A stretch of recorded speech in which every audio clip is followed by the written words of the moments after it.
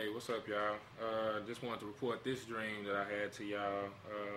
It was April 25th of '09, and it started off last night. I had a dream. I was upstairs in an apartment, and I decided to call Beyonce, and it was about 7 or 8 p.m., and I knew she would probably be busy, but she answered, and we were just talking, and she was really kind and nice to me. Then we got off the phone, and my mama and Craig were heading towards the door, and we were talking, and I told them, I think Beyonce likes me. And they heard me, but they didn't pay much attention and left. And then I left out and went downstairs, and there was this woman that used to be my mother and I's neighbor in Trinidad. And when I saw her and she saw me, I said, I'm staying up there with Bobby's father. And I said something else, but the woman misunderstood me and said, yeah, I know. That's the good thing about him, is that he minds his own business. Then I left and went to the parking lot, and my mother's car was gone. Then I went to the steps leading back to my apartment, and at the bottom of the steps, my radio was plugged up, and it had an extension cord attached to it. And that's how the radio was able to be on all the way downstairs. And radio is supposed to be like unchanging. What is it, Marcus? Like unchanging ministry. Let me see. It's unchanging ministry. It's like, so what this is, or whatever this is playing on the radio, is like you know what I'm saying? It's like it's unchanging at that point in time. That's exactly what it is. You got it right. All right. Then the scene switched, and I was at my grandmother Nancy's house. While I was in there, I had two dreams. Where I was a part of the XMen, and we had traveled far into outer space. Then once we completed our mission, we started falling from outer space, and we were falling fast. But some power put us up in the bubble and gently guided us down to Earth.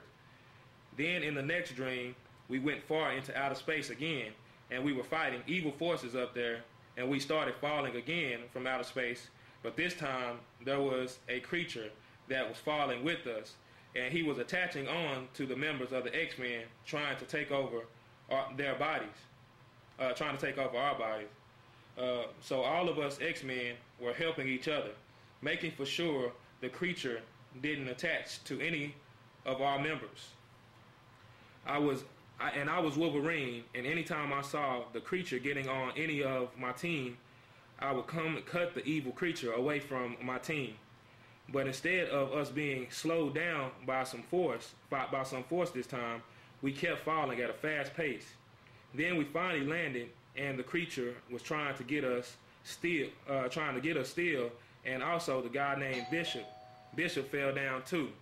He is a time traveler, and he was traveling to attack me, and I was defending myself by clawing at him to keep him away.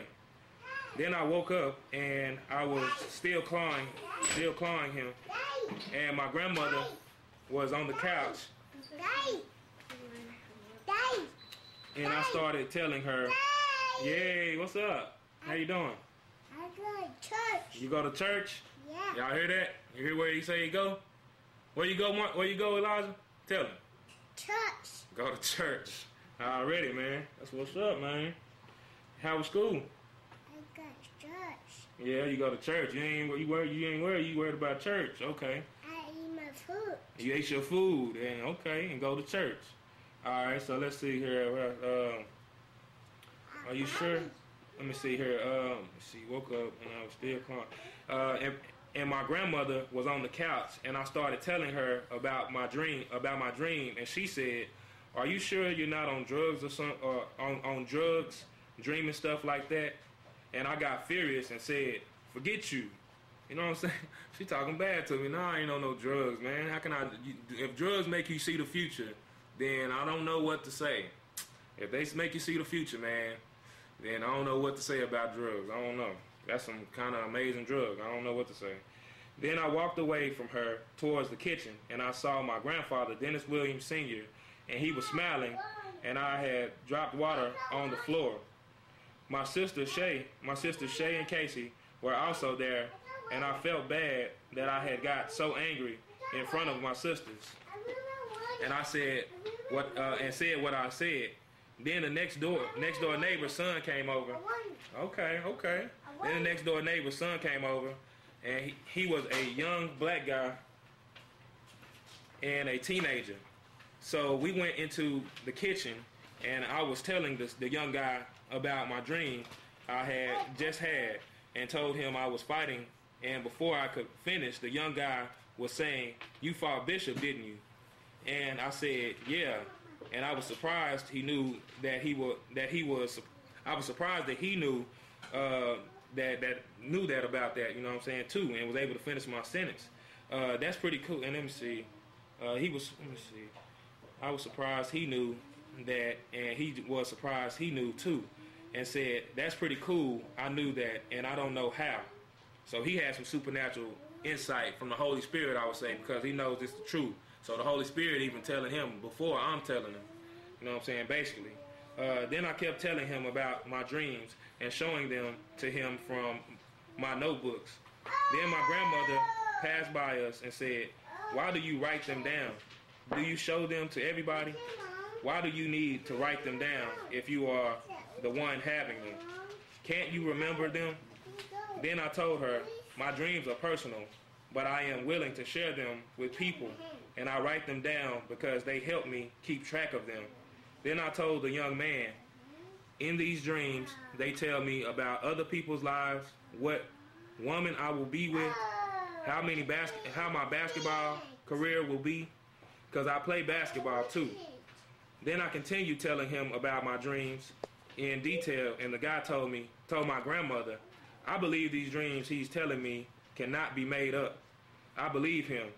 Then I was sitting on the couch, and the young man's father came in our house to get his son, and my granny was leaving. And before he got to the door, I said, "At least you don't have to believe in me to get to heaven. You just have to believe in Jesus." Then I said, "In the Bible, it says a prophet is honored everywhere except amongst his own family and his own hometown." And his hometown. Yes? For my paint. Okay, you got it? Yeah. Ask Marcus for that pen, please. For my paint. Then the father of the young man said, "A prophet's job is to preach." Then I said, "You're right. All I can do is preach to the people, and it's up to them to listen or not." Then my granny left, and I was outside, and an older couple was next door, and the Hispanic woman opened her door and told me, "It's time to go in." It was still early, like 8 p.m., and daylight outside. So I went inside with my sisters, but I thought about it to myself that I am grown, and they can't tell me what to do like I'm a little kid. So I left and went back outside. When I got out there, it was 2 Bibles out there, and I chose to get my personal Bible that I always had. My Bible was a burgundy color, and it was to the left, and the other Bible was dark blue.